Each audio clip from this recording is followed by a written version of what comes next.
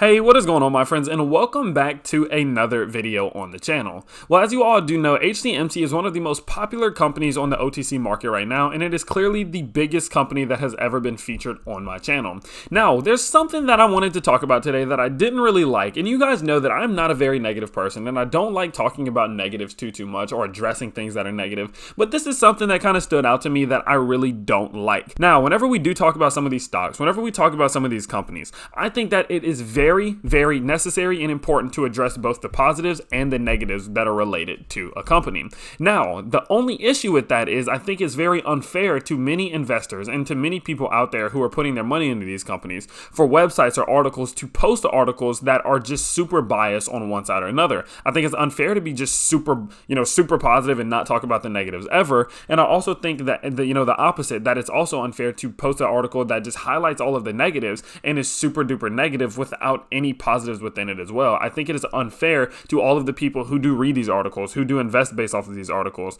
and I think that it creates an illusion of what is actually going on, and it kind of fares away from reality a little bit. So that is what we'll be going over today. There's an article that was released on a very big website, and I just want to nitpick it. I want to break it down, and I want to talk about a few aspects of this article that I'm really not a super huge fan of, and make some clarifications, as I do believe that it was very biased. Now, if you do and want to get access to this information early, if you want access to my trades, my trade portfolio, if you want to stay as up to date as possible about your favorite stocks and have early access to the subjects in which I'll be posting on this channel, definitely consider going down to the link in the description. It will bring you over to my Patreon, which is where I'm fully transparent with all that information. And also, if you do want to start your own investment journey or expand out to a new brokerage, whenever you deposit $100 into Webull, you can get 2 free stocks valued up to $1,850. This is a fantastic way to kickstart your own investment journey or to reach out into another brokerage. So definitely go ahead to the referral link down in the description, deposit $100, claim your free stocks that can be valued up to nearly $2,000, and get your investment journey going, as this is a phenomenal brokerage to start with.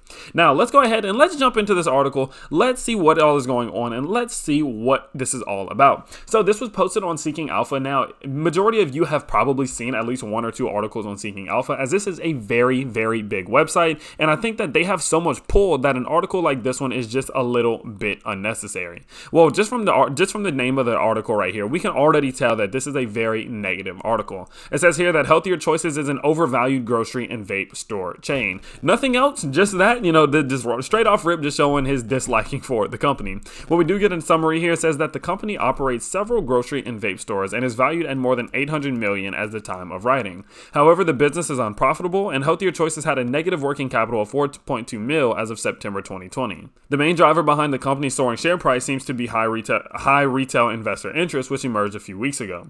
Many investors seem convinced that Healthier Choices has a chance to win a patent infringement lawsuit against Philip Morris, which I think is unlikely. So we can already see what side of the fence he is leaning on. I mean, whenever you put something in here that just off-rip says the business is unprofitable, I think that it's not fair, because you don't shed light on what is going on with their financials. Even later into the article, I don't believe that he provides the full picture. Now, we will go into it, but again, this is just something that I did want to note. As well as this down here, it says that many investors seem convinced that they can win the lawsuit, which he thinks is unlikely. Now, again, if we do go down, his reasoning as to why he thinks it is unlikely is just very broad, and I think making such strong claims on a company that so many people are liking right now is not the best idea, especially whenever you're not providing the whole story and what exactly is going on. Now, we will cover all of this. Again, I don't want to get too, salty. I don't want to be too negative in this video, but I definitely am going to express my disliking for this article, as I think, again, that it is just simply not a realistic, image of what is going on with this company. So it does start off right here with an overview of the business. Now, I'm sure the majority of you have seen many of my videos that are associated with this, so I'm not going to go too far into it. He's just basically breaking down their grocery stores and their vape stores,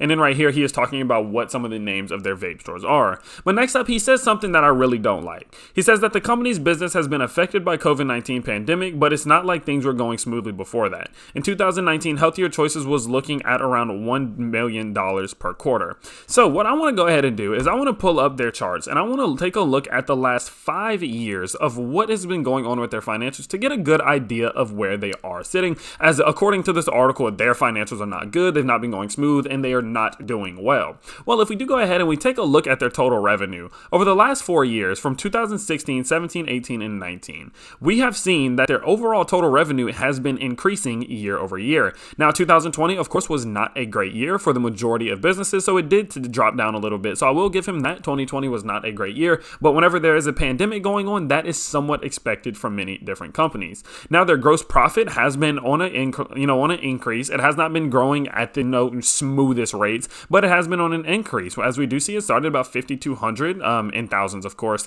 in 2016, and it's grown all the way up to about 6,400 in 2019. So there is growth there as well. Now, if we do come over down here, down, we can see that their net income has also been dropping substantially over the last few years. Now, we're not taking into consideration 2020. Again, that is a year that is going to need some work. But whenever we do take an overall look at the trends, that this has been down as well. So as we can see that in 2016, they were doing fantastic. They had a very high net income, but then the next year it started to struggle. Now, after that, it was getting worse, and then we started to see a bit of a turnaround. Coming into 2019, they had completely started to wipe out some of the losses that they were taking and really make a big turnaround in a lot of their financials. And I think that that can be, applied to a lot of the moves they were making with acquiring many of these different vape stores and growing out their grocery market subsidiaries. So with that being said, if we do just take a look at these are not the absolute best financials. I'm not going to sit here and lie to you all and say that these are amazing financials. They definitely need some work. But I think whenever you say something along the lines of it's not smooth and, their financials aren't good or anything like that, without providing a big picture saying that their revenues are increasing, they're starting to figure out how to regain profitability. They took a bit of a hit, but they're starting to work their way back up to where they originally were. I think that that is a more realistic way to look at the company's financials and be able to project the future, because whenever you say, they're not going smooth and this, that kind of implies that going into the future, it'll probably not do good. Whereas if we do consider, that they are going to continue to grow, the industries in which they are targeting are growing. Let's look at the e-cigarette industry in itself, which has a compound annual growth rate of approximately 15% that is being projected from 2019 to 2025. These industries in which they are targeting are growing, and that is going to be accompanied by an increase in revenue, which is going to be accompanied by hopefully profitability again at some point, which is going to be very beneficial for this company, and it shows some potential for this company going into the future. Not just saying that they haven't had the best past, and that is just going to be how they will be going into the future. Now, like I said, their financials do need some work. I will not say that this is an A+ company when it comes to financials, but I do believe that they do show some potential, and I think that there are certain things about their business model that will allow them to see growth. Well, next up, the next thing that I'm not a super big fan of is his whole entire take on Healthier Choices versus Philip Morris. I do understand that people are going to have their opinions, and some people may not think that they can win this lawsuit, and that's fully fair. But again, whenever you consider that this is being released for thousands and thousands of people who have invested money into HCMC, that it should be somewhat considered that they should address the good and the bad before releasing an article like this one that is just so negatively biased. Now, next up, it says that this is important whenever they're talking about the patent, that the company has filed a patent infringement lawsuit against international tobacco giant Philip Morris in relation with its popular IQOS heat not burn products. Healthier Choices is not the first company to enter into a patent battle over IQOS. BAT had the same idea earlier in 2020. Now, IQOS is pretty popular on the international stage, and Philip Morris claims it has already sold the devices to 12.7 million people. Now, it says that Healthier Choices has several patents in the US and Canada, which have a focus on safer vaping tech, synthetic or imitation nicotine compositions, processes, and methods of manufacture.